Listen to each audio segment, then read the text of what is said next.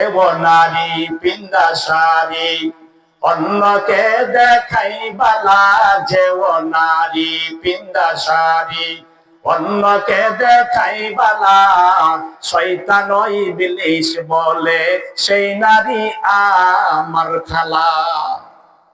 যেও নারী পিন্দাসারি অন্যকে দেখাই বালা যেও নারী পিন্দাসারি অন্যকে দেখাই বালা শয়তান ইবলিস বলে সেই নারী আমার খালা।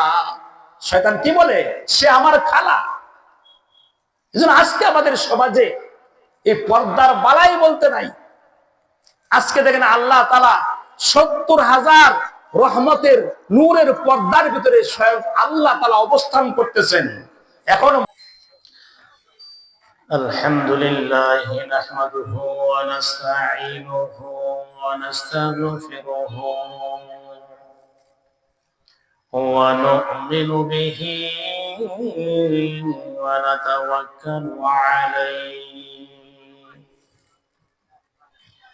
ونعوذ بالله من شرور أنفسنا ومن سيئات أعمالنا من يهده الله فلا مضل له ومن يضلله فلا هادي له ونشهد أن لا إله إلا الله وحده لا شريك له ونشهد أن سيدنا وسندنا وحبيبنا ومولانا محمدا عبده ورسوله الذي أرسل إلى الناس كافة بشيرا ونذيرا وداعيا إلى الله بإذنه وسراجا منيرا صلى الله تعالى عليه وعلى آله وأصحابه وأزواجه وأهل بيته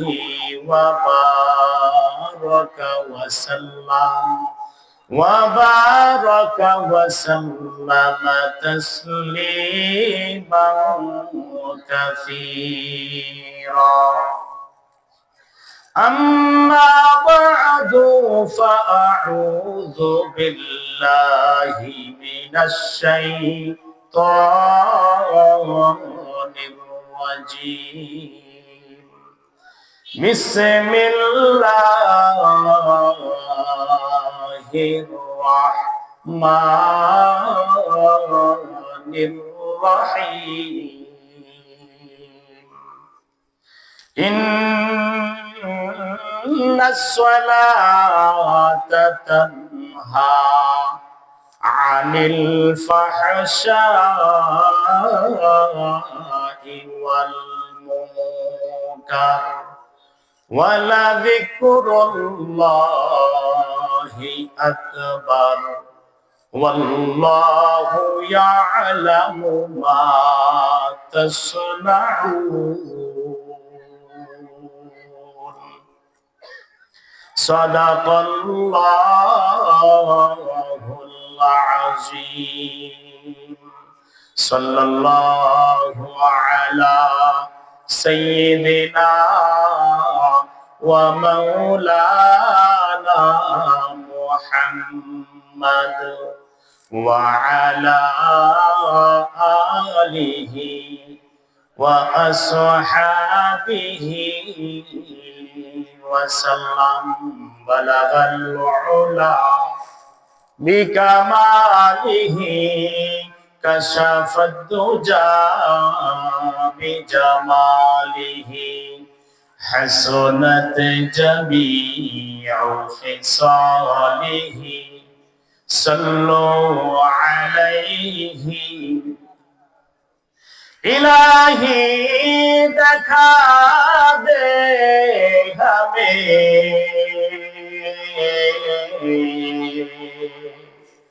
दियारे मदीना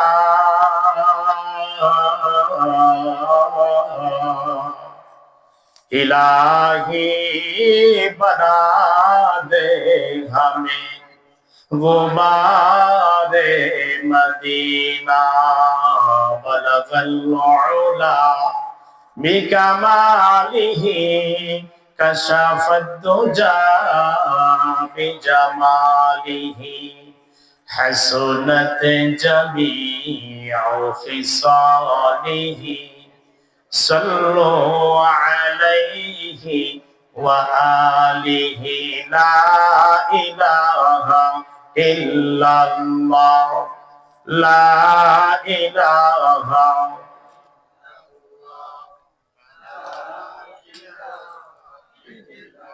आरो जोरे ला इलाहा इल्लल्लाह ला इलाहा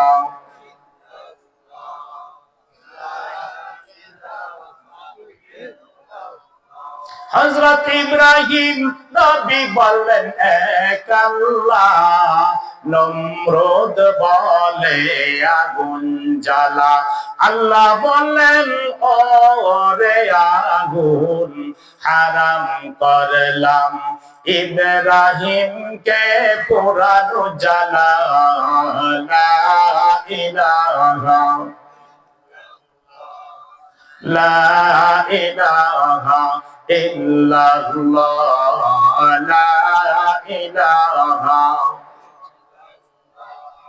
লা ইলাহা ফেরাউন কই আসিয়ারে দাও না গো বিবি কালেমা ছেড়ে আসিয়াই বলে যাই যাবে প্রাণ তবু ছাড়ব না এক আল্লাহ লা ইলাহা ইল্লাল্লাহ লা ইলাহা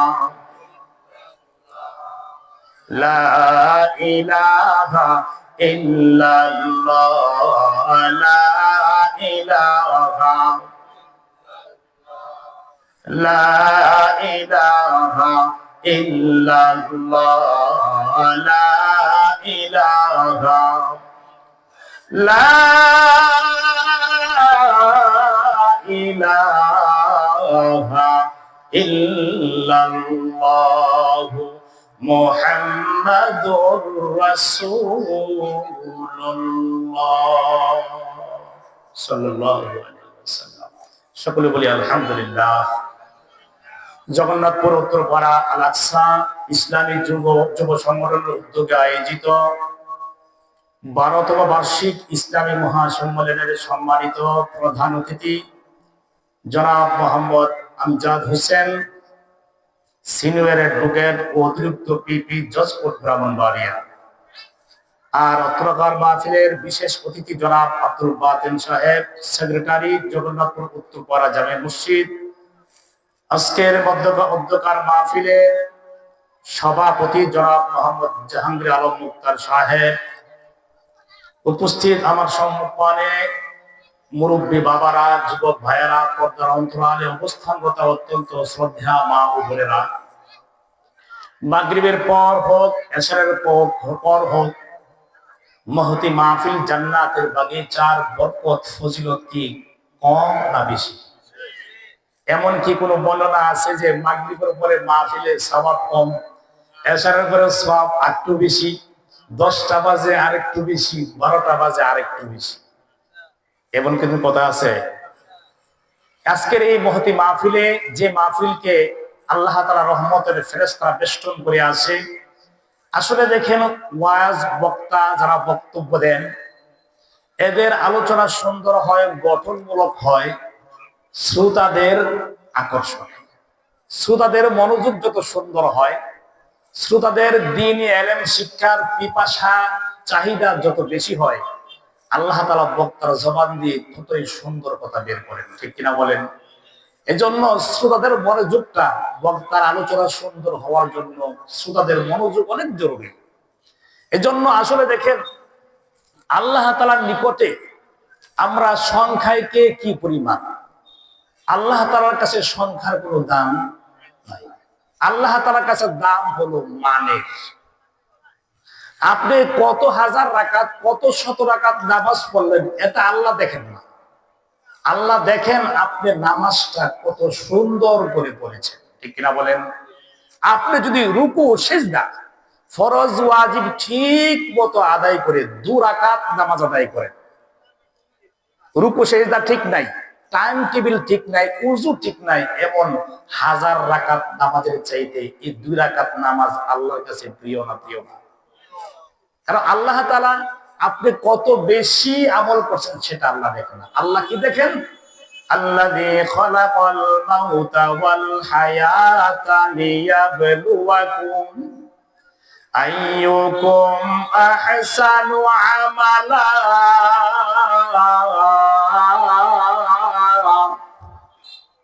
আল্লাহ বলেন আমি তোমাদের জীবন মরণকে সৃষ্টি করেছি কেন? লিয়াবলুয়াকুম, আমি তোমাদেরকে যাচাই করতে চাই, পরীক্ষা করতে চাই যে তোমাদের মাঝে কে কার চাইতে সুন্দর আমল করে। সুবহানাল্লাহ। তাহলে আল্লাহ তাআলা কি চান? বেশি আমল চান না সুন্দর আমল চান? এই জন্য আমাকে আমরা লোক সংখ্যায় কম হোক, কিন্তু আমাদের যদি ইখলাস থাকে, আমলের নিয়তে 2-4টা কথা বলার শোনার ইচ্ছা থাকে, আল্লাহ তাআলা এই মুষ্টিমেয় সংখ্যার লোক 2-4টা কথা আমার মতো ভাঙাচোরা বক্তার 2-4টা কথায় আমার আপনার আমলের পরিবর্তন হেদায়েত হতে পারে না? পারে না? এর জন্য দেখেন সময় খুব কম, আমি আপনাদের সামনে পবিত্র কোরআনুল কারীমের সূরা আনকাবুতের 45 নং আয়াত আমি তেলাওয়াত করেছি। এই আয়াতকে সামনে নিয়ে 2-4টা কথা আমি বলার চেষ্টা করব। আপনারা সকলে জানেন যে তাফসীর আয়াত ভিত্তিক আলোচনা করলে, তাফসীর মূলক আলোচনা করলে কিছু কিছু আয়াত এমন আছে যে আয়াতের প্রেক্ষাপটে কিছু ঘটনা থাকে, বা কোনো প্রশ্নের জবাবে কোনো আয়াত নাজিল হয়ে থাকে। তো যে প্রশ্নকে উপলক্ষ করে বা যে ঘটনাকে কেন্দ্র করে আয়াত নাজিল হয়, ওই ঘটনাকে, ওই প্রশ্নটাকে বলা হয় আয়াতের শানে নুজুল। এই আয়াত নাজিল হওয়ার কারণ, আমি আপনাদের সামনে যে আয়াত তেলাওয়াত করেছি এই আয়াতেরও একটা শানে নুজুল আছে। তাফসীরে মাআরিফুল কোরআন সহ উল্লেখযোগ্য সমস্ত তাফসীরের কিতাবে বর্ণিত আছে।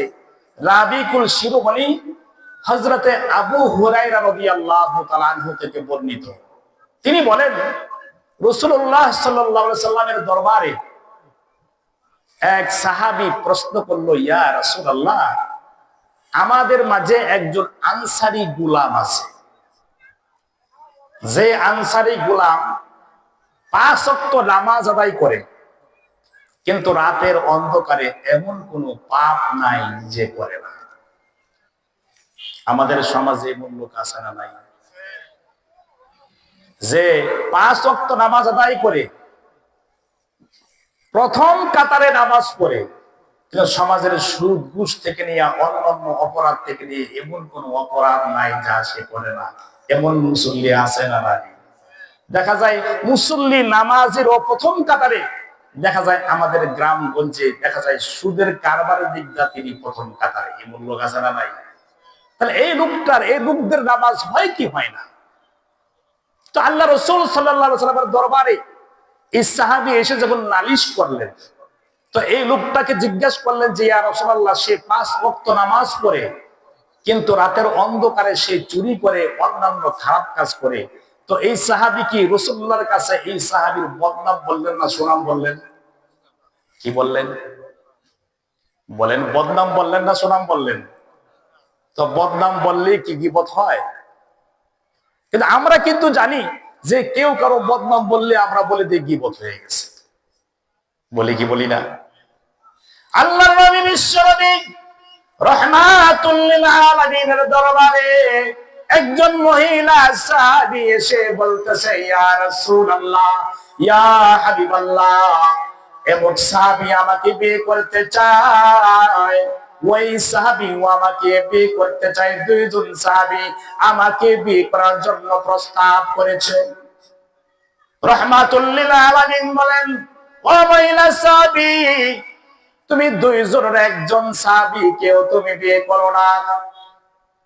এবার রাহমাতুল লিল আলামিন কে ওই মহিলা সাহাবী ডেকে ডেকে বলে, ইয়া রাসূলুল্লাহ, ইয়া হাবিবাল্লাহ, আমি এই দুইজনের একজন কেন বিয়ে করব না? রাহমাতুল লিল আলামিন বলেন, ও মহিলা সাহাবী, তুমি শুনে রাখো, প্রথম যে সাহাবী তোমাকে বিয়ে করার জন্য প্রস্তাব করেছে, ওই সাহাবী আমাদের সমাজে সবচাইতে বড় বকিল, সবচাইতে বড় কৃপণ। বলেন তো দেখি রাসূলুল্লাহ, আমার আপনার মায়ার নবী রাহমাতুল লিল আলামিন যে এই সাহাবীকে বকিল বললেন, কৃপণ বললেন, রাহমাতুল লিল আলামিন কে এই সাহাবীর সুনাম বললেন না বদনাম বললেন? এবার ওই মহিলা সাহাবী বলতেছে, ইয়া রাসূলুল্লাহ, নবীজি বলেন, ও মহিলা সাহাবী, তুমি তাকে এজন্য বিয়ে করবে না, সে বকিল, সে কৃপণ। আর কৃপণ লোকের সংসার কখনো কোনোদিন সুখের হয় না। যে বকিল হয় সে সামাজিকতা বুঝে না, সে সামাজিকতা, মান মর্যাদা এগুলি সে বুঝে না। কারণ যে বকিল হয় সে সব সময় সে নিজেকে নিয়ে ব্যস্ত থাকে, সে সংসারের চিন্তা করে না, যে সামাজিকতা সে বুঝে না। একবার এক লোক বলতেছে, স্ত্রী বলতেছে স্বামীকে যে তুমি একটা কাজ করো, তরকারি নাড়া দেওয়ার জন্য একটা চামচের দরকার, আর বাচ্চার পায়খানা পরিষ্কার করার জন্য একটা কোদাল দরকার। তো স্ত্রী বলছে, এই বাজার থেকে একটা কোদাল আর একটা তরকারি চামিচ আনবা। তো ঘটনা করবে ওই মহিলার স্বামী ছিল কৃপণ। সে বাজারে যায় আর চিন্তা করে, মাঝে মাঝে পায়খানা পরিষ্কার করব, এর জন্য এত বড় একটা কোদাল কি দরকার? আর মাঝে মাঝে তরকারি নাড়া দিব, এর জন্য একটা এক্সট্রা চামচ কি দরকার? সে বাজারে যায় আর চিন্তা করে যে দুই কাজ কি দিয়া চলে। কারণ সে তো বকিল, তার তো চিন্তা হলো কি কম টাকায় সারা যায়। এ চিন্তা করতেছে বাজারে এমন কি জিনিস আছে যেটা দুইটা কাজ চালান যাইবো, দুইটার জন্য দুইটা লাগতো না। শেষ পর্যন্ত সে কিনে আনছে গিয়া নিরিক আছে। আমরা নিরিক আছে চিনেন? নিরিক আছে চিনেন না? এবার যখন বাড়িতে আসছে তো বউ জিগায়, কোদাল কই, সামিস কই? আরে বেহুক, হুজুর রাতে শুনছি 3 বার সুবা দিলে ঠিক মতো নাফাক জিনিস নাকি ফাঁক হইয়া যায়। কথা কয় না, ফাঁক হয় না, ফাঁক হয় না। ও তুই 3 বার না, কাম লাগলে 7 বার সুবা দিবি, কাম লাগলে বিসমিল্লাহ কইয়া লইবি। 3 বার সুবা দিবি, যদি ফাঁক হইয়া যায় 7 বার সুবা দিবি, বিসমিল্লাহ কইয়া লইবি। যখন ফাঁক করে সারবি, এটা দিয়ে আবার তরকারির কাম সেরে লাইবি। কথা কয় না, ইজ্জত বাঁচবো। এই জন্য আল্লাহর নবী বিশ্বনবী রাহমাতুল লিল আলামিন বলতেছেন, মহিলা সাহাবী, এই লোকটাই সাহাবীরা বকিল, সেই কৃপণ, সেই সামাজিকতা বুঝে না, সেই সম্মান বুঝে না, মর্যাদা বুঝে না। সুতরাং তাকে তুমি বিয়ে করলে তোমার সম্মান রক্ষা হবে না, সম্মান রক্ষা হবে না। এবার মহিলা সাহাবী বলতেছে, ইয়া রাসূলুল্লাহ, ইয়া হাবিবাল্লাহ, 2 নাম্বার সাহাবীকে আমি কেন বিয়ে করব না? এবার রাহমাতুল লিল আলামিন দেখে দেখে বলে, ও মহিলা সাহাবী, 2 নাম্বার সাহাবীকে তুমি এর জন্য বিয়ে করবে না। এই সাহাবী সদা সর্বদা তার কাঁধের উপরে লাঠি নিয়ে রাখে। কাঁধে লাঠি রাখার মানে কি? কাঁধে লাঠি রাখার মানে হলো বউ ফিডা। এমন লোক আমাদের সমাজে আছে না? 5 ওয়াক্ত নামাজ পড়ে, জুম্মার নামাজে মনোযোগ দিয়া বয়ান শুনে আমার, কিন্তু তার বউরে ধরলে আশেপাশের বাড়ির লোকেরা দিশা পায়, হ্যাঁ হ্যাঁ বউরে ধরছে, কথা পায় না। আরে আপনারা বাঞ্চানা পুরো কাহিনী বুঝতেছেন, এমন লোক আছে না নাই? জুলুম জুলুম ভাই। আমরা তো একটা কাজ করি, একটা পেশায় আমরা থাকি, যে চাকরি চাকরি করি, যে কৃষি কাজ করি। বলেন তো দেখি, একটা মহিলা সংসারের এক কাজ করে না, একাধিক কাজ করে? তাদের কাজের মাঝে ভুল ভ্রান্তি হওয়ার সুযোগ আছে না নাই? আছে না নাই? কিন্তু দেখা যায় আমরা সামান্যতম ভুল ত্রুটি হইলে আমরা স্ত্রীকে মারধর করি, এমন পুরুষ আমাদের সমাজে আছে না নাই? তো আমার বউ আমার কথা শুনে না, কিন্তু বলেন তো দেখি, আপনার বউ আপনার কথা শুনে না, আপনি কি মানার জায়গায় থাকতে হবে না হবে না? আচ্ছা, আমি যদি বাঞ্ছারা বলবো দোকানে বসে টিভি দেখি, বাঞ্ছারা বড় সবাই যদি আমার বদনাম করে, এটা কি প্রথম কি বাঞ্ছারা প্রবাসীর দোষ না আমার দোষ? বলেন, প্রথম দোষটা কার, আমার না বাঞ্ছারা প্রবাসী? আমার দোষ। আমি আমার সম্মান মর্যাদা আমি টিকায় রাখতে পারি নাই, এজন্য তারা আমার বদনাম বলতেছে। এজন্য নিজের ওয়েট, নিজের সম্মান নিজে ধরে রাখতে হবে। আপনি যদি আপনাকে স্ত্রীর মানার জায়গা থাকেন, তার হক অধিকার ঠিক মতো আপনি পালন করেন, স্ত্রী আপনাকে মানবে না কেন? কথা কয় না, মানবে না কেন? এজন্য আমার আপনার মায়ার নবী রাহমাতুল লিল আলামিন ওই মহিলা সাহাবীকে বলতেছে, ও মহিলা সাহাবী, তুমি দ্বিতীয় সাহাবীকে বিয়ে করো না। কিছুটা সর্বদা সে কাঁধে লাঠি দিয়ে রাখে, এর মানে সে স্ত্রী প্রহার করে, মারধর করে। এবার ওই মহিলা সাহাবী বলতেছে, ইয়া রাসূলুল্লাহ, ইয়া হাবিবাল্লাহ, এখন আমি কি করব বলেন তো দেখি? রাহমাতুল লিল আলামিন অন্তরে উম্মতের জন্য দরদ মায়া আছে নাকি নাই? এই মহিলা সাহাবী যখন বললেন, ইয়া রাসূলুল্লাহ, এই দুইজন পাত্র আমার বড় পছন্দের ছিল, এই দুইজনকে বিয়ে করার জন্য আপনি আমাকে না করেছেন, এখন আমি কাকে বিয়ে করব? এবার রাহমাতুল লিল আলামিন ডাক দিয়া বলেন, ও মহিলা সাহাবী, তুমি অমুক সাহাবীকে তুমি বিয়ে করো। এবার রাহমাতুল লিল আলামিন এই প্রস্তাব দেওয়ার পরে ওই মহিলা সাহাবী দেখে দেখে বলি, ইয়া রাসূলুল্লাহ, ইয়া হাবিবাল্লাহ, ওই সাহাবী আমার পছন্দ না, কারণ ওই সাহাবী সাইজে খাটো। কথা বলে না, সাইজে খাটো যে এর মানুষ পছন্দ করে? বলেন তো দেখি, একটা মেয়ের একটা পাত্রীর পছন্দ আছে না নাই?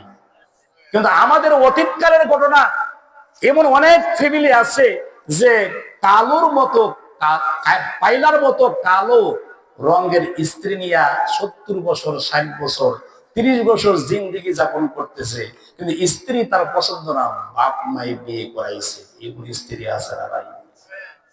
আছে না? আজ নাই? আগেকার জমানায় কি করতো? আমার বাপ পছন্দ করছে, আমার মা পছন্দ করছে, এখানে আমার কোনো মতামত নাই। ইসলামে একটা পাত্র পাত্রীকে আর পাত্র পাত্রীকে, পাত্রী পাত্রকে পছন্দ করার বিধান ইসলামে আছে না নাই? একটা পাত্রের অধিকার আছে, সে তার স্বামীকে, যার সঙ্গে জিন্দগি ভর সংসার করবে, তার পছন্দের ব্যাপার স্যাপার ইসলামে আছে না নাই? আছে। কিন্তু আমরা ইসলামের জ্ঞান না থাকার কারণে আমরা কিন্তু ছেলের উপরে, আমরা একটা মেয়েকে, মেয়ের উপরে একটা ছেলেকে আমরা ছাপাইয়া দেই, কিন্তু ইসলাম এটা সমর্থন করে না। এই জন্য আপনাদের উচিত হলো, কোন মেয়ের জন্য পাত্র ঠিক করলে ওই মেয়েকে তার দাদি দিয়া, তার ভাবি দিয়া তাকে জিজ্ঞাসা করে নেওয়া যে এমুকের ছেলে, এমুক যে ছেলে তুমি দেখছো, এই ছেলের সঙ্গে তুমি তাকে স্বামী হিসাবে তুমি গ্রহণ করতে তুমি সন্তুষ্ট আছো কিনা, রাজি আছো কিনা, এটা মেয়ের মতামত নেওয়ার ইসলামের বিধান আছে না ভাই? এই মহিলা সাহাবী বলতেছে, ইয়া রাসূলুল্লাহ, এই সাহাবী তো আমার পছন্দ না, সে খাটো, সে বেটে। এই কথা শোনার পরে আমার আপনার মায়ার নবী রাহমাতুল লিল আলামিন দেখে দেখে বলেন, ও মহিলা সাহাবী, ওই সাহাবী খাটো আর বেটে, তা সত্য সাহাবী, তবে শুনে রাখো, আমি রহমত বরকতের নবী প্রস্তাব করেছি, তুমি তাকে স্বামী রূপে গ্রহণ করিয়া দাও। আমি রহমত বরকতের নবী, তোমাদের দাম্পত্য জীবন সুখী হওয়ার জন্য আমি বরকতের দোয়া করে দিব। আমার আপনার মায়ের নবী, রহমত বরকতের নবী, রহমতের নবী, বরকতের নবী হযরত আবু কাতাদা রাদিয়াল্লাহু তাআলা আনহু যুদ্ধের ময়দানে শুনতেছেন রাহমাতুল লিল আলামিনকে লক্ষ্য করে বেঈমান কাফেররা বলতেছে, রাহমাতুল লিল আলামিনের চোখ মুবারককে লক্ষ্য করে তীর বর্ষা মারার জন্য বেঈমান কাফেররা প্রস্তুত। ওই আবু কাতাদা সাহাবী যখন শুনতে পাইলেন, আশিক রাসূল সাহাবী যখন শুনতে পাইলেন, দৌড়াইয়া রাহমাতুল লিল আলামিনের সামনে এসে দাঁড়ায়া যান। রাহমাতুল লিল আলামিনের সামনে যে মাত্র দাঁড়ায়া যায়, তখন ওই বেঈমান কাফেররা রাহমাতুল লিল আলামিনকে লক্ষ্য করে তীর মারলো। ওই তীরটা এসে ওই সাহাবীর চোখ মুবারকে লেগে সঙ্গে সঙ্গে ওই সাহাবীর একটা চোখ জমিনে গড়াইয়া পড়লো। রাহমাতুল লিল আলামিন কিন্তু বেঁচে গেলেন। ওই সাহাবী যখন যুদ্ধ শেষ হয়ে গেল, রাহমাতুল লিল আলামিন তালাশ লাগাইলেন কয়জন সাহাবী শাহাদাত বরণ করেছেন, কারা কারা আহত হয়েছেন। রাহমাতুল লিল আলামিন তালাশ লাগাইলেন। রাহমাতুল লিল আলামিন তাকায় দেখে আবু কাতাদা রাদিয়াল্লাহু তাআলা একটা চক্ষু চলিয়া গেছে। এবার রাহমাতুল লিল আলামিন আবু কাতাদা রাদিয়াল্লাহু তাআলা দেখে দেখে বলে, আবু কাতাদা রে, তুমি যুদ্ধের ময়দানে আমার চক্ষু রক্ষা করার জন্য তুমি তোমার একটা চক্ষু শহীদ করে দিয়েছ। তুমি তো মোহাব্বত ভালোবাসার পরিচয় দিয়েছ। তুমি বলো না, এই চোখের বিনিময়ে তুমি আল্লাহর কাছে কি প্রার্থনা করো, কি চাও?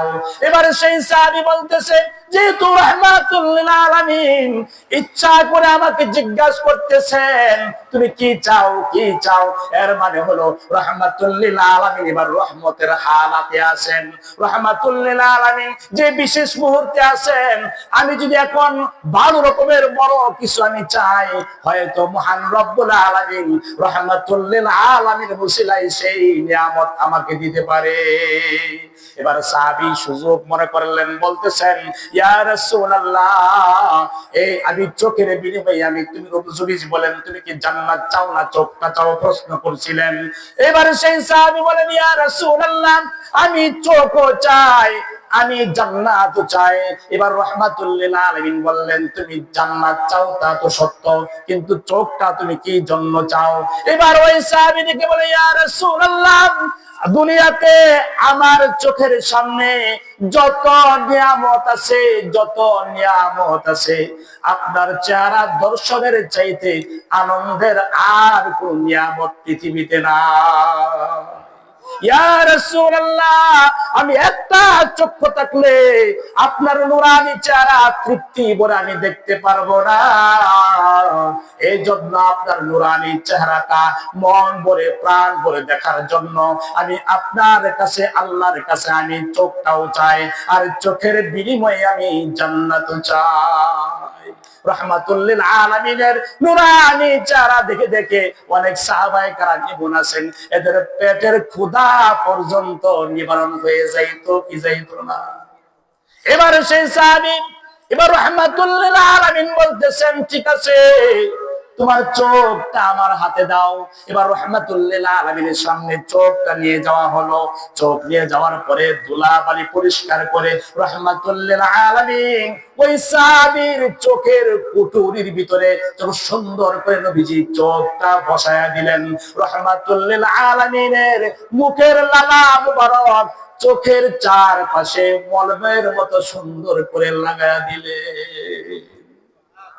যে মাত্র রাহমাতুল লিল আলামিন তার মুখের লালা মুবারক চোখের চারপাশে লাগায়া দিলেন, এবারে যেই সাহাবীকে জিজ্ঞাসা করেন, ওই সাহাবী, আমি তো অপারেশন করলাম, তুমি একটু রিপোর্ট টেস্ট করো, বলো না আমার অপারেশনটা কেমন হয়েছে। এবারে সেই সাহাবী বলতেছে, ইয়া রাসূলুল্লাহ, ইয়া হাবিবাল্লাহ, আমার চোখের জ্বালা যন্ত্রণা সব বন্ধ হয়ে গিয়েছে, আমার চোখ ঠিকঠাক মতো বসে গিয়েছে, আমি চোখ দিয়া আগের চোখের চাইতে এই চক্ষু দিয়া পরিমাণে আগের চাইতে বেশি দেখি। সুবহানাল্লাহ। তো বলতেছিলাম রাহমাতুল লিল আলামিন এর হাত মুবারকে বরকত আছে না? চোখ জমিনে পড়ে গেছে, সেই চোখ রাহমাতুল লিল আলামিন চোখের কুঁড়িতে বসায় দিলেন, মুখের লালা মোবারক চারপাশে মলমের মতো লাগায় দিলেন। অপারেশন সাকসেসফুল, সুবহানাল্লাহ।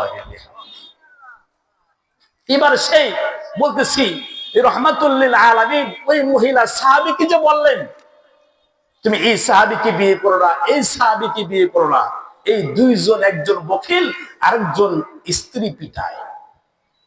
বলেন তো দেখি, এই নবীজি এই দুইজন সাহাবীর সুনাম বললেন না বদনাম বললেন?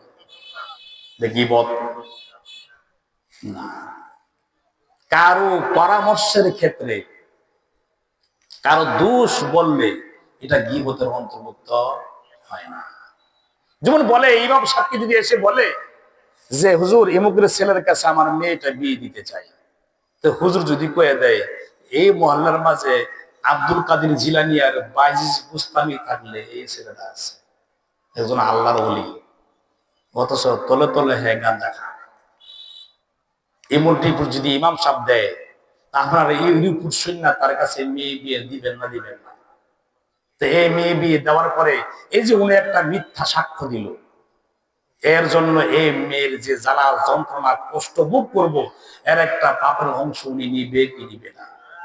এই জন্য নিয়ম হলো, কেউ কারো কাছে পরামর্শ চাইলে তার সমস্ত বাস্তব তথ্য তুলে ধরলে এটা যদি তার বদনাম হয়, এটা ইসলামের গীবতের অন্তর্ভুক্ত নয়।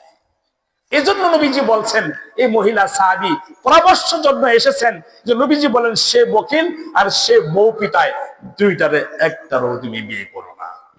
এবার বলো তো দেখি, রাহমাতুল লিল আলামিনের কাছে যে এসে একজন সাহাবী বলতেছেন, ইয়া রাসূলুল্লাহ, একজন আনসারী গোলাম সে 5 বেলা নামাজ পড়ে রাতের আধারে সে চুরি করে, এটা কি গীবত না বিধান জানার জন্য প্রশ্ন করছে? তার সম্পর্কে তার নামাজ হয় কি হয় না, এই বিধান জানার জন্য কেউ যদি কারো দোষ বলে, এটাও গীবত হয় না। এজন্য নবীজির সামনে এসে বলছি, ইয়া রাসূলুল্লাহ, একজন আনসারী গোলাম সে 5 ওয়াক্ত নামাজ পড়ে কিন্তু রাতের আধারে সে চুরি করে। বলেন তো দেখি, এমন লোক আমাদের সমাজে আছে না নাই? এখন বলেন, আল্লাহ তাআলা তো বলছেন নিশ্চয় নামাজ যাবতীয় অশ্লীল খারাপ কাজ থেকে মানুষকে বাঁচায় রাখে। এখন যে লোকটা 5 ওয়াক্ত নামাজ ঠিক মতো পড়ে, আমার গুনাহও করে, তাহলে এই লোকটার নামাজ হয় কি হয় না? এই বিধানটা জানার জন্য এই সাহাবী নবীজির কাছে প্রশ্ন করছেন। আর নবীজি তখন বলছেন যে আমি আশা করি এই নামাজ যদি সে ঠিক মতো আদায় করে, যথা সময়ে আদায় করে, এই নামাজ একদিন তাকে এই খারাপ কাজ থেকে ফিরায় আনবে। সুবহানাল্লাহ। তো নবীজি যে মন্তব্য করলেন, কমেন্টস করলেন, এই মন্তব্যের পরিপ্রেক্ষিতে আল্লাহ সাক্ষ্য দিয়া আমার পঠিত আয়াত আল্লাহ নাযিল করছেন, ইন্নাস সালাতা তানহা আনিল ফাহশাই ওয়াল মুনকার। আল্লাহ বলেন নিশ্চয়ই নামাজ যাবতীয় অশ্লীল ও খারাপ কাজ থেকে মানুষকে কি করে? ফিরায় রাখে। এখন প্রশ্ন হয় যে আমাদের সমাজে 5 ওয়াক্ত নামাজ আদায় করে এমন অনেক মানুষ আছে, কিন্তু দেখা যায় এই 5 ওয়াক্ত নামাজ পড়ার পাশাপাশি সে অন্যান্য বড় বড় অপরাধেও সে জড়িত আছে। এখন বলেন তো দেখি, আল্লাহ তাআলা যে ঘোষণা করলেন 5 ওয়াক্ত নামাজ খারাপ কাজ থেকে ফিরায় রাখে, তো আল্লাহর ঘোষণার মধ্যে ভেজাল না আমাদের নামাজে ভেজাল? কথা বলেন, কিসে ভেজাল? ঘোষণায় ভেজাল না নামাজে ভেজাল? একবার হক্কানি ওলামায়ে কেরামের ফ্যামিলিতে তো পর্দা, খাস পর্দা করে। খাস পর্দা তো আমাদের দেশে এখন নাই। খাস পর্দা কাকে বলা হয় মানুষ বুঝেও না। এখন পর্দা বলতে মানুষ বুঝে আমাদের ফ্যাশনের বুরকা, কথা কয় না। অথচ হাদিসে পাক এসেছে, যখন কোন বেগানা রানী, কোন নারী যখন পর্দা ছাড়া বাড়ি থেকে বাইর হয়, আল মারআতু ইযা খারাজাত মিন বাইতিহা ফাস্তাশরাফা শাইতান, যখন কোনো মানুষ মহিলা পর্দা ভিতরে বাড়ি থেকে বের হয় তখন শয়তান তাকে উকি দিয়া দেখতে থাকে। এজন্য কবি বলেন, যেব নারী পিন্দা শাড়ি অন্যকে দেখাই বালা, যেও নারী পিন্দা শাড়ি অন্যকে দেখাই বালা, শয়তান ইবলিস বলে সেই নারী আমার খালা। যেও নারী পিন্দা শাড়ি অন্যকে দেখাই বালা, যেও নারী পিন্দা শাড়ি অন্যকে দেখাই বালা, শয়তান ইবলিস বলে সেই নারী আমার খালা। শয়তান কি বলে? সে আমার খালা। এজন্য আজকে আমাদের সমাজে এই পর্দার বালাই বলতে নাই। আজকে দেখেন আল্লাহ তাআলা ৭০,০০০ রহমতের নূরের পর্দার ভিতরে স্বয়ং আল্লাহ তাআলা অবস্থান করতেছেন। এখন বলেন তো দেখি, পর্দা করা কার বৈশিষ্ট্য? আল্লাহর বৈশিষ্ট্য। পর্দা করা কার গুণ? আল্লাহ তাআলার গুণ। এজন্য আল্লাহ তাআলা নারী সমাজকে সম্মানিত করার জন্য, তাদের সম্মান বৃদ্ধির জন্য আল্লাহ তাআলা যে পর্দার অন্তরালে থাকেন, আল্লাহ তার নিজের গুণটা দান করছেন আল্লাহ নারী সমাজকে। সুবহানাল্লাহ। কিন্তু এই নারী সমাজ এটা বুঝে না। এই জন্য দেখেন, যখন একটা খাস পর্দা করে একজন নারী, একজন বখাটে ছেলে যখন তার হাত দেখছে, হাত দেখার পর তো এই নারীর প্রতি সে আসক্ত হয়ে গেছে। তো আসক্ত হয়ে গেছে, তো এই নারীকে পাওয়ার জন্য সে আপ্রাণ চেষ্টা করতেছে। তো এই নারী বলতেছে, তুমি যদি ৪০ দিন ৫ ওয়াক্ত নামাজ জামাতের সঙ্গে আদায় করো, তোমার মনের চাহিদা আমি পূরণ করব, তুমি ওয়াদা দাও। তো ওই যুবকটা বলছে, ৪০ দিন, মাত্র ৪০ দিন জামাতে নামাজ পড়বো, এটা এমন কঠিন কি আর শর্ত? ৪০ দিন নামাজ আদায় করতে পারলে যদি সুন্দরী নারী পাই, তো আমার আর কি লাগে? তো এই ওয়াদা মতো এই যুবকটা করছে কি ৫ ওয়াক্ত নামাজ জামাতে পড়া আরম্ভ করছে।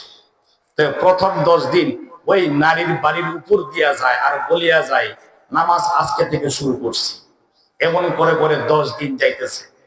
যখন ১০ দিন অতিবাহিত হয়ে গেল, দ্বিতীয় দশকে ওই যুবকটা ওই নারীর বাড়ির উপর দিয়ে আর যায় না। সুবহানাল্লাহ। যখন তৃতীয় দশকে তো নারীর ওই বাড়ির রাস্তা দিয়া যায়, বাড়ির উপর দিয়া যায় না। যখন তৃতীয় দশকে গেছে, ওই বাড়ির রাস্তাও ছেড়ে দিছে। যখন চতুর্থ দশকে পৌঁছছে সে, আল্লাহর কি মেহেরবানি, এই নারীকে এই যুবক বিলকুল ভুলে গেছে। সুবহানাল্লাহ। যে মাত্র ১ দিন ২ দিন করতে করতেন, প্রথম দশক, দ্বিতীয় দশক, তৃতীয় দশক শেষ হয়ে যখন চতুর্থ দশক শেষ হয়েছে, যখন ৪০ দিন শেষ হয়ে যায়, ওই নারী মনে মনে বলতেছে, একজন আল্লাহর বান্দাকে আমি ওয়াদা দিছিলাম, সে যদি ৪০ দিন জামাতে নামাজ আদায় করে আমি তার মনের বাসনা পূরণ করব। এই কথা চিন্তা করে ওই নারী ওই যুবকের ঠিকানা নিয়া ওই যুবকের বাড়িতে ৪০ দিন পরে চলে গেল। বলতেছে, ওরে আল্লাহর বান্দা, আমি তোমাকে ওয়াদা করেছিলাম, তুমি ৪০ দিন জামাতে নামাজ আদায় করলে আমি তোমার মনের খায়েশ পূরণ করব। যেই মাত্র এই আল্লাহর বান্দি ওই আল্লাহর বান্দা যুবকের বাড়িতে যখন গিয়া এই সংবাদ জানায়া দিল, এবার সে আল্লাহর বান্দা যখন এই সংবাদ শুনলো, সঙ্গে সঙ্গে তার ওই অবৈধ চিন্তা কল্পনার কথা স্মরণ হয়ে যায়। যে মাত্র ওই অবৈধ চিন্তা কল্পনার কথা স্মরণ হয়ে যায়, ওই আল্লাহর বান্দা কান্নাকাটি করতে আরম্ভ করলো, হাউমাউ করে কাঁদতে লাগলো। এমন জোরে জোরে কান্না করতে করতে আল্লাহ তাআলার অন্তরে, তার অন্তরে এমন ভয় ঢুকে গেল। এই কান্না করতে করতে ওই মুহূর্তে ওই যুবকটা আল্লাহর ভয়ে, জাহান্নামের ভয়ে বেহুশ হয়ে ওই মুহূর্তে দুনিয়া থেকে বিদায় হয়ে গেল। যে মাত্র এই যুবকটা বিদায় হয়ে গেল, তাকে যখন দাফন কার্য সম্পন্ন করা হলো, খলিফাতুল মুসলিমিন ওমর রাদিয়াল্লাহু আনহুর আমলের কাহিনী বলতেছে, ওই যুবকটা আমার পিছনে এসে নামাজ পড়তো, ওই যুবকটাকে আমি কেন দেখতে পাইতেছি না। এবার এবার ওমর রাদিয়াল্লাহু আনহুকে ওই সাহাবীরা বলতেছে, আমিরুল মুমিনিন, এই যুবকটা এবং দুর্ঘটনায় সে ইন্তেকাল করেছে, সে আল্লাহর ভয়ে সে দুনিয়া থেকে বিদায় হয়ে গেছে। এবার খলিফাতুল মুসলিমিন ওমর রাদিয়াল্লাহু আনহু বলেন, আল্লাহ তাআলা তো সূরা আর রহমানে ঘোষণা দিয়েছেন, ওয়ালিমান খাফা মাকামা রাব্বিহি জান্নাতান।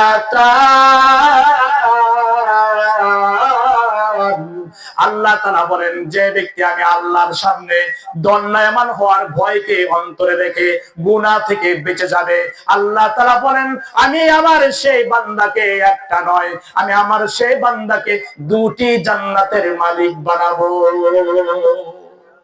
যে মাত্র ওমর রাদিয়াল্লাহু আনহু বললেন, তোমরা আমাকে তার কবরে নিয়ে চলো, আমি একটু জানতে চাই সে আল্লাহর বান্দা আল্লাহ তাআলার ভয়ে দুনিয়া থেকে বিদায় হয়েছে।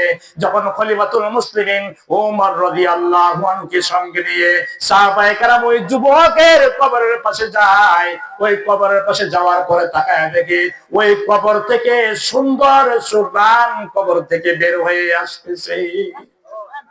এবার খলিফাতুল মুসলিমিন ওই যুবককে ডাক দিয়া বলে, ওই যুবক, আল্লাহ তাআলা তো মিথ্যা ওয়াদা দেয় না, তুমি তো আল্লাহ তাআলার ভয়ে দুনিয়া থেকে বিদায় হয়ে গেছো। আল্লাহ তাআলা তো বলেছেন, যে ব্যক্তি আমি আল্লাহর ভয়কে কেন্দ্র করে দুনিয়া থেকে বিদায় হবে, আল্লাহ তাআলা তো বলেছেন তাকে দুটি জান্নাতের মালিক বানাবে। আমি জানতে চাই আল্লাহ তাআলা তার ওয়াদা অনুযায়ী তোমার সঙ্গে কেমন আচরণ করেছে। এবারে সেই যুবক কবরের ভিতর থেকে আওয়াজ দিতেছে, আমিরুল মুমিনিন, মহান আল্লাহ তাআলা কখনো ওয়াদা বরখলাপ করে না, মহান রব্বুল আলামিন তার ওয়াদা অনুযায়ী আমাকে দুটি জান্নাতের মালিক বানাইছে। তাহলে বলতেছিলাম যে আল্লাহ তাআলা এই যে এই লোকটা নামাজ আদায়ের মাধ্যমে 40 দিন জামাতের সঙ্গে নামাজ আদায়ের মাধ্যমে সে মারাত্মক গুনাহ থেকে বাঁচছে না বাঁচে নাই। কেন? সে জামাতের সঙ্গে যথারীতি আল্লাহকে খুশি করার জন্য সে নামাজ পড়ছে। এই নামাজ তাকে গুনাহ থেকে বাঁচাইছে না বাঁচাইছে না? তো বোঝা গেছে আমরা আমাদের নামাজ গুনাহ থেকে বাঁচায় না কেন? তাহলে বোঝা গেছে আল্লাহর ঘোষণায় কোনো সমস্যা নাই। সমস্যা কোন জায়গায়? আমাদের নামাজের সমস্যা। একবার এক ইমাম সাহেব মহল্লায় মসজিদে মুসল্লি আসে না, তো ইমাম সাহেব একটু কৌশল অবলম্বন করছে। কি কৌশল? যদি যারা 5 ওয়াক্ত নামাজ মসজিদে পড়বে, প্রত্যেক ওয়াক্তর বিনিময়ে 5 টাকা করে আমি দিব। তো যুবকরা খোলাফাইন চিন্তা করতেছে, সারাদিনে অবসর ঘোরাঘুরি করি, মসজিদও নামাজও পড়বো, প্রত্যেক ওয়াক্তে ফার্স্টে করলে দৈনিক তো 25 টাকা, কিছুটা জমলে এমবি টিমবি তো বলুন যাইব, কি কর? তো সব খোলাফাইন একত্র হয়েছে, ইমাম সাহেব তো ঘোষণা দিছে যে প্রতি ওয়াক্তের বিনিময়ে 5 টাকা দিব। তো সবাই যুক্তি করে দল বাইন্দা মসজিদে যাওয়া শুরু করছে। মসজিদ ভরপুর মুসল্লি, 40 দিন নামাজ পড়ার জন্য হুজুরে ওয়াদা করছে। তো হুজুরের চিন্তা হইলো 40 দিন নামাজ পড়লে যদি মানুষ গুনাহ থেকে বাঁচতে পারে, তো আপাতত তার অন্তরে নামাজের জন্য মায়া যদি সৃষ্টি হয়, তো এই ছেলেরা তো আমার কাছে টাকা চাইবে তো দূরের কথা, তারা আমাকে পুরস্কার দিবে। হুজুর, আপনার এই কথা মানার কারণে আজকে নামাজের প্রতি আমাদের মহব্বত জন্মাইছে। হ্যাঁ, আমরা নামাজি হইতে পেরেছি। হুজুর, আপনাকে আমরা পুরস্কার হিসেবে কিছু টাকা উল্টা আমরা আপনাকে দিব। যুবকদের মন পরিবর্তন হবে 40 দিন নামাজ পড়লে। তো হুজুর এই চিন্তা করে, হুজুর মানুষ 5-6 হাজার টাকা বেতন পায়, হুজুর যদি সমস্ত মুসলিমে পার ওয়াক্ত আমাদের জন্য ফার্স্টে করে দেয়, হুজুরের বেতনে কুলাইব না। তো হুজুর জানে তো এই টাকা আমি দিতে পারবো না, কিন্তু একটা কৌশল ছিল যাতে মসজিদে মুসলিমের সংখ্যা বেড়ে যায়। যখন 10 দিন 20 দিন নামাজ পড়ছে, যখন 30 দিন নামাজ পড়া হয়ে গেছে, তো যুবকরা হুজুর রে নামাজের শেষে ইঙ্গিত দেয়, হুজুর রেডি নি? আপনি যে বলছিলেন 5 ওয়াক্ত নামাজ পড়লে বিনিময়ে ফার্স্টে দিবেন, এইটা রেডি করছেন নি? হুজুর মনে মনে চিন্তা করে 30 দিন নামাজ পড়ছে, আল্লাহর জন্য নামাজ পড়ছে, এদের তো দিলের কোনো পরিবর্তন হইতেছে না। কথা বুঝেননি? 30 দিন নামাজ পড়ে লাইছে, এখন হুজুরের আঙ্গুল টিপ্পা দেখায় টেহা রেডি করছিনি। হুজুর ব্যাপারটা কি? আমি 40 দিনে কথা কইলাম, 30 দিন হয়ে গেছে, এদের মনের কোনো পরিবর্তন নাই, এরা আমার আঙ্গুল টিপ্পা টেহার কথা বাড়ি ইশারা দেয়। যখন 40 দিন শেষ হয়েছে, সব যুবকরা হুজুরে ধরছে, হুজুর মাইনসে তো ওয়াদা দিলে ওয়াদা রক্ষা করে না, আপনি তো হুজুর মানুষ, আপনি তো আর ওয়াদা মানতেন না। 40 দিন নামাজ পড়ছি, টেহাডি গইনা সব জায়গা দিয়া যান। তখন হুজুরে সব যুবক মুসলিম বলতেছে, বাবা আমি তো এই প্ল্যান নিয়ে প্রোগ্রাম নিয়ে তোমাদেরকে প্রস্তাব দিছিলাম যে তোমরা যদি 40 দিন জামাতে নামাজ পড়ো, নামাজের বিবারে তোমাদের অন্তরে মায়া জন্মাবে, আল্লাহর ভয় ভিতরে মোহাব্বত ঢুকবে, পরকালের চিন্তা ঢুকবে, তোমরা আমার কাছে টাকা চাওয়া তো দূরের কথা, তোমরা আমাকে সাধুবাদ জানাবে। আমি তো এই আশায়, এই ভরসায় তোমাদেরকে প্রতি ওয়াক্ত নামাজে 5 টাকা করে ঘোষণা দিয়া তোমাদেরকে নামাজের কথা বলছি। তোমরা আজকে আমাকে টাকার জন্য তোমরা চাপ দিতেছ। তখন এই যুবকরা বলতেছে, হুজুর আপনি কয়টা বেতন পান? 40 দিন নামাজ পড়লে এইটা আপনি করতে দিবেন, আমরা যে দিতেন না পারতেন না, এটা আমরা আগেই জানি। এই জন্য এই 40 দিন যে নামাজ পড়ছি, আমাদের ধোঁকা দেওয়ার জন্য আমরা এক ওয়াক্ত নামাজ ওযু কইরা পড়ছি না। কথা বুঝিনি আপনারা আমার? হুজুর আমরা জানি আমরা যে 40 দিন নামাজ পড়লে যত টাকা হইব একটাও আপনি দিতে পারতেন না, তা আমাদের ধোঁকা দেওয়ার জন্য আমরা 40 দিন নামাজ পড়ছি, আমরা কেউই ওযু করছি না। আর বলেন তো দেখি, ওযু ছাড়া কয় হাজার বছর নামাজ পড়লে নামাজে কাজ হইব? কথা কয় না। ওযু ছাড়া 1 লাখ বছর নামাজ পড়লে এই নামাজে কোনো কাজ হইব? কাজ হবে না। এজন্য আপনি নামাজ পড়ি, আবার আমরা সুদেও জড়িত আছি, ঘুষও জড়িত আছি, আমার আপনার স্ত্রী বেপরদাও আছে, সুদ ঘুষ হালালে হারামে কোনো বাজ বিচার নাই, নামাজও পড়তেছি, তো বোঝা গেছে আল্লাহর ঘোষণার মাঝে কোনো গন্ডগোল নাই। গন্ডগোল আসলে আমাদের নামাজের ভিতরে, ঠিক কিনা বলে? এজন্য আমরা যদি আল্লাহ তাআলা যে বলছেন ইন্নাস সালাতা তানহা আনিল ফাহশাই ওয়াল মুনকার, নিশ্চয়ই নামাজ যাবতীয় অশ্লীল কাজ থেকে মানুষকে ফিরায় রাখে। কোন নামাজ? যে নামাজের ফরজ ঠিক আছে, যে নামাজের ওয়াজিব ঠিক আছে, যে নামাজের সুন্নত ঠিক আছে, যে নামাজের রুকু সিজদা ঠিক আছে, যে নামাজের সূরা কেরাত ঠিক আছে, যে নামাজের টাইম ঠিক আছে, যে নামাজি আল্লাহকে হাজির নাজির জেনে অন্তরে খুশু খুশু দিয়ে যে নামাজ আদায় করে, যথারীতি যথা নিয়মে যে নামাজ আদায় করে, ওই নামাজ হয় জীবন্ত নামাজ, ওই নামাজ হয় শক্তিশালী নামাজ, আর ওই নামাজ প্রত্যেকটা মুমিনকে গুনাহ থেকে ফিরাইয়ে রাখে। এখন বলেন আল্লাহ তাআলা যে ঘোষণা দিয়েছেন ইন্নাস সালাতা তানহা আনিল ফাহশাই ওয়াল মুনকার, নিশ্চয় নামাজ যাবতীয় অশ্লীল খারাপ কাজ থেকে মানুষকে ফিরাইয়া রাখে। কোন নামাজ? যে নামাজের ফরজ ঠিক, যে নামাজের ওয়াজিব ঠিক, যে নামাজের রুকু সিজদা ঠিক, যে নামাজের সূরা কেরাত ঠিক। এখন দেখা যায় আমাদের সমাজে যারা মসজিদে নামাজ পড়ে, দেখা যায় উযু নামাজ সিজদা ঠিক হইলে দেখা যায় উযু ঠিক নাই, শীতের মাঝে শাল দিয়া কোন রকম নাকটা আর বুকটা ধরে, ঠিক না? ঠিক না? দেখা যায় হাত দুই কোনি দিদা শুকনো হইতে হয়, কোনি দিদা শুকনো হইতে হয়, মাথা বাসে হয় না, ফাও দোয়া হয় না, দেখা যায় রুকু সিজদা হয় না, রুকু সিজদা হইলে দেখা যায় সূরা কেরাত শুদ্ধ না। সূরা কেরাত শুদ্ধ দরকার আছে না নাই? আমরা মসজিদে যখন সূরার তালিম শুরু করি, মহল্লার মসজিদে যেদিন সবক লওয়ার কথা হয়, এদিন ফজরের সালাম ফিরায় আর মুসল্লি বাবা কথা কয় না। হুজুরও পড়ায় শনিবারে, রবিবারে, সোমবারে, মঙ্গলবারে, বুধবারে হুজুরও পড়ায়, বৃহস্পতিবারও পড়ায়, শুক্রবারে সকালে হুজুর সবক লয়। দেখবেন যে শনিবার থেকে বৃহস্পতিবার পর্যন্ত মুসল্লি ঠিক হইতে হয়, সালাম ফেরানোর পরে বয়ে থাকে। যেদিন সবক লোয়ার কথা হয় সেদিন সালাম ফেরানোর পরে মুসল্লি পাওয়া যায়। আফসোস, দেখা যায় দাড়ি পেকে গেছে, বয়স হয়ে গেছে, 60-70 বছর ধরে নামাজ পড়ি, দেখা যায় সূরা ফাতিহাও শুদ্ধ আছে না নাই? এই জন্য দেখেন ভাই, সময় শেষ হয়ে গেলে আমরা এই আফসোস করলে কোনো কাজ হবে না। এই জন্য এখন হায়াতে আসি, আল্লাহ আমাদেরকে বাঁচায় রাখছেন।